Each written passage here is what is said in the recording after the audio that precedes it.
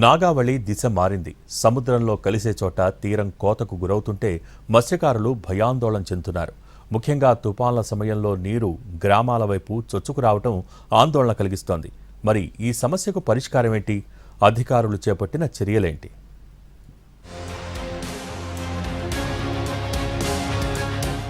శ్రీకాకుళం జిల్లాలో సముద్ర తీర ప్రాంతం పెద్ద ఎత్తున కోతకు గురవుతోంది. ప్రధానంగా నదులు బంగాళాఖాతంలో కలిసే ప్రాంతంలో ప్రభావం ఎక్కువగా ఉంది. శ్రీకాకుళం జిల్లాలోని 25 కిలోమీటర్ల తీర ప్రాంతం రెడ్ జోన్లో ఉండడంతో అక్కడి నివసిస్తున్న వాళ్లలో ఆందోళన నెలకొంది. రణస్థలం మండలం దోనిపేట నుంచి ఇచ్ఛాపురం మండలం డొంకూరు వరకు 193 కిలోమీటర్ల మేర తీర ప్రాంతం ఉంది. ఇచ్ఛాపురం, కవిటి, సోంపేట, మందస, వజ్రపు కొత్తూరు, సంత బొమ్మాళి, పోలాకి, గారా, శ్రీకాకుళం రూరల్, ఎచ్చెర్ల, రణస్థలం మండలాల్లో వందలాది మత్స్యకార గ్రామాలున్నాయి. బాహుదా, మహేంద్ర తనయ, వంశధార, నాగావళి నదులు శ్రీకాకుళం జిల్లా మీదుగా ప్రయాణించి బంగాళాఖాతంలో కలుస్తున్నాయి. నదుల సంగమ ప్రాంతంలో తీరం కోతకు గురవుతోంది. శ్రీకాకుళం రూరల్, ఎచ్చెర్ల, పోలాకి, సోంపేట, మందస, ఇచ్ఛాపురం, కవిటి మండలాల్లో కోత అధికంగా కనిపిస్తుంది. మారుతున్న వాతావరణ పరిస్థితుల వల్ల ఓవైపు సముద్ర తీరం కోతకు గురవుతోంది.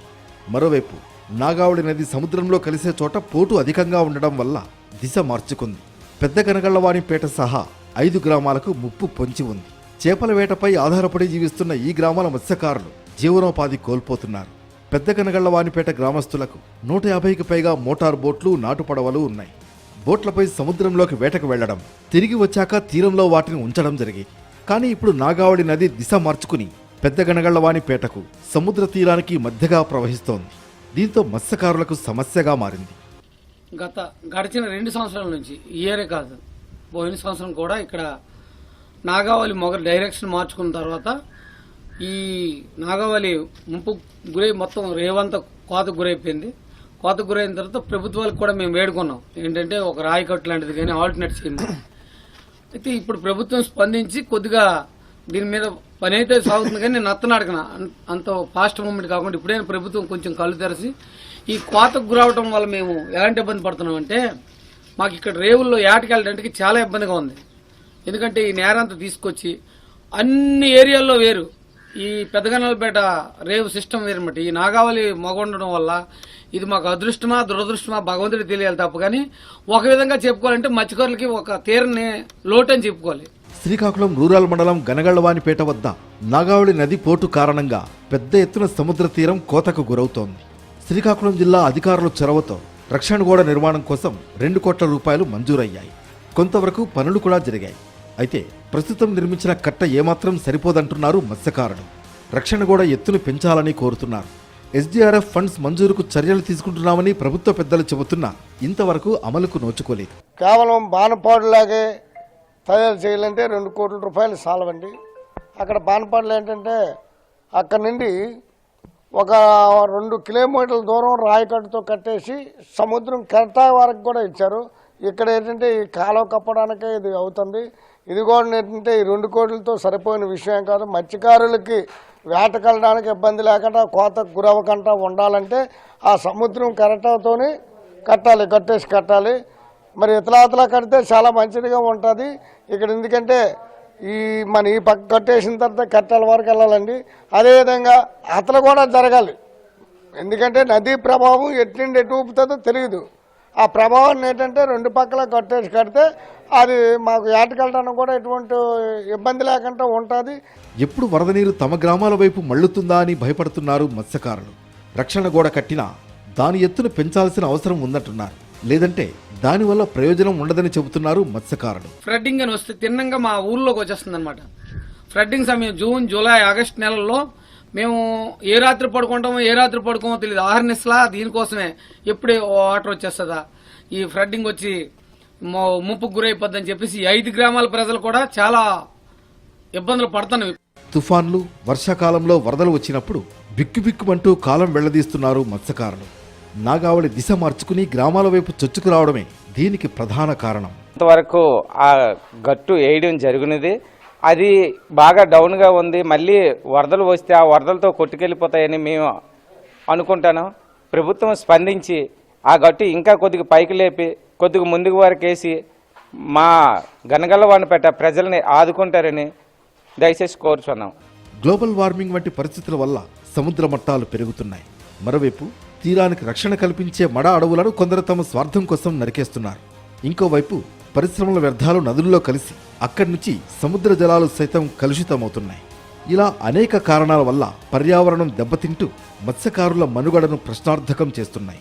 శ్రీకాకుళం జిల్లాలో నాగావళి నది ఏదైతే వరప్రదాయనిగా చెప్పుకుంటారో ఈ ప్రాంతంలో రైతులకు అనేక రకాలుగా పంటల పండించడంలో, త్రాగునీటిని అందించడంలో ఉపయోగపడుతుంది. అయితే ఇది పెద్దగనగలవానిపేట పంచాయతీలో ఉన్నటువంటి 5 గ్రామాల ప్రజలకు శాపంగా మారింది. ముఖ్యంగా మనం చూడొచ్చు ఈ ప్రాంతంలో ఉన్నటువంటి ఈ ఏదైతే మనకు కనిపిస్తుందంట ఈ నీరంతా కూడా ఇది నాగావళి. అయితే మొసపు బందర పెద్దగనగలవానిపేట మధ్యలో ఇది సముద్రంలో కలుస్తుంది. అయితే సముద్రంలో కలిసేటటువంటి ఈ నాగావళి డైరెక్ట్గా సముద్రంలో ఇంతకుముందు కలిసేది, కానీ ఇప్పుడు కానీ మనం చూసుకున్నట్లయితే ఇది నాగావళి. మరోవైపు ఏదైతే ఉన్నటువంటిది ఆ ఇసుక ఉండేదంతా కూడా బీచ్ తర్వాత సముద్రం ఉంది. కానీ ఇదంతా కూడా ఒక బీచ్లా సముద్రంతో ఒక సుమారు 10 కిలోమీటర్ల మేర ఉన్నటువంటి ఈ బీచ్లోకి మొత్తం కూడా నాగావళి నది తన దిశ మార్చుకుంది. అసలు ఇక్కడ మత్స్యకారులు ఉన్నారు, వాళ్ళు పడవలు ఇవి కూడా పెట్టేందుకు ఇబ్బంది పడుతున్నారు. అసలు ఏంటి ఎలా ఉండేదండి బీచ్, ఏంటి పరిస్థితి? బీచ్ ఫస్ట్ ఇదంతా బీచ్ అండి. ఇది ఈ నాగావళి అది వచ్చి మొత్తం లాక్కెళ్ళిపోయింది. అలాగా లాక్కెళ్ళిపోయిన తర్వాత మాకు ఇప్పుడు సముద్రం కాలం చాలా దగ్గర అయిపోతుంది ఊరికి. ఇదంతా ముంపుకు గురైపోతుంది, చూపించాలి. ఇదంతా ముంపుకు గురైపోతుంది. గురైపోయిన తర్వాత గవర్నమెంట్ చాలా ముందు గవర్నమెంట్ కూడా కోరుకుంటారు ఇలా గట్టు కావాలి. వాళ్ళు కూడా ఇది కాదు కానీ అలా కాలం గడిపేశారు. ఈ గవర్నమెంట్లో ఇప్పుడు ఇది గట్టేస్తాండ్రు. అంతవరకు సేఫ్టీ అయితే తెలీదు. ఇటు జట్టి ఏమైనా మీకు చేస్తే బాగుంటుందా? మీకు చాలా సేఫ్టీగా ఉంటుంది. వస్తే చుట్టుపక్కల అందరికి కూడా చాలా సేఫ్టీగా ఉంటుంది. ఇప్పుడు ఎలాంటి ఇబ్బంది పడుతున్నారు? మీకు చాలా ఇబ్బంది అండి. ఏటకెళ్ళడం చాలా ప్రాబ్లం అయిపోతుంది. ఇప్పుడు చూసే సముద్ర పుట్టే పడవలన్నీ ఉన్నాయి. ఇదే కాలం ఉన్నట్లు ఉంటే అక్కడికి వెళ్ళకుండా ఇక్కడ కష్టపడుకుంది మేము. ఇది కాలం లేక చాలా బాగా ఇబ్బంది అయిపోతుంది. ముఖ్యంగా మనం చూడొచ్చు ఇటు మత్స్యకారులు అయితే అనేక రకాలైనటువంటి అవస్థలు ఇబ్బందులు పడుతున్నటువంటి పరిస్థితి కనిపిస్తుంది. ప్రధానంగా ఇప్పుడు మనకు కడుతున్నటువంటి కరకట్ట ఏదైతే ఉందో ఇది 2 కోట్ల రూపాయలు శాంక్షన్ అయితే చేసినటువంటి పరిస్థితి ఉంది. కానీ దీనికి ఇంకా అదనంగా 98 కోట్ల రూపాయలతో కేంద్రం నుంచి నిధులు తీసుకొస్తాము. ఇక్కడ ఒక మినీ జట్టి లాంటిది కానీ ఫిషింగ్ ఏదైతే చేసుకునేందుకు ఫిష్ ల్యాండ్ సెంటర్ కానీ ఏర్పాటు చేస్తామని చెప్పారు. ప్రధానంగా ఇక్కడ చూడొచ్చు బాబు, ఎలాంటి ఇబ్బంది మీరు మత్స్యకారులు పడుతున్నారు? ఇది ఎలా ఉండేది? ఇక్కడైతే ముందు అటువైపు నీరు మళ్ళేది కాదు, ఇప్పుడు ఇటువైపు అయితే నీరు మళ్ళుతుంది. సీ బ్రేకర్స్ జట్టి ఒకటి వస్తే సముద్రంలోకి ఈజీగా దొరుకుతుంది. మనం విశాఖపట్నంలో చూస్తున్నాం కదా, అక్కడ సీ బ్రేకర్స్ ఎలా ఉన్నాయి, ఎక్కడ అలానే అరేంజ్ చేస్తే మాకు మత్స్యకారులకి సముద్రంలోకి వెళ్ళడానికి చాలా ఈజీగా ఉంటుంది. మరియు రోజువారీ కూలీలుగా మేము ఎక్కడెక్కడికో తీర ప్రాంతాలకు వెళ్ళి గుజరాత్ వెళ్ళి కష్టపడుతున్నాం. అలాంటిది ఇక్కడ ఒక హార్బర్ లాంటిది వస్తే, అలాగే కోల్డ్ స్టోరేజ్ కూడా వస్తే చాలా ఉపయోగపడతాయి మాకు. దయచేసి కేంద్ర ప్రభుత్వం నుంచి నిధులు ఏవైనా కేటాయిస్తే తొందరగా పనులు అయితే ఇక్కడ ఊరు ఎంతో బాగుపడుతుంది. అలాగే మీ మత్స్యకారులను కూడా వలస వెళ్లకుండా ఇక్కడ చాలా బాగా వేట చేసుకుంటా. ప్రభుత్వం నుంచి మాకు ఎంతో కొంత సాయం కావాలి. తాత్కాలికంగా చేపడుతున్నటువంటి ఈ రాయి కట్టు ఏదవుతుందో దీంతో పాటు శాశ్వత ప్రాతిపదికన చర్యలు చేపట్టాలి. ఆ విధంగా చేపడితేనే తమ గ్రామానికి ఈ ముంపు నుంచి ఏదైతే ముప్పు తప్పుతుంది. ముఖ్యంగా ఈ వేసవి కాలంలోనే ఎలాంటి పరిస్థితి ఉంది, వరదలు కానీ వస్తే భయంతో ఉండాల్సినటువంటి పరిస్థితి ఉంటుందని అయితే మత్స్యకారులు చెబుతున్నారు. శ్రీకాకుళం జిల్లాకు నాగావళి, వంశధార నదులు వరం. ఒడిశాలో తూర్పు కనుమల్లో పుట్టిన ఈ నదులు జీవనదులను తలపిస్తాయి. వీటిలో నిత్యం ఎంతో కొంత నీటి ప్రవాహం ఉంటుంది.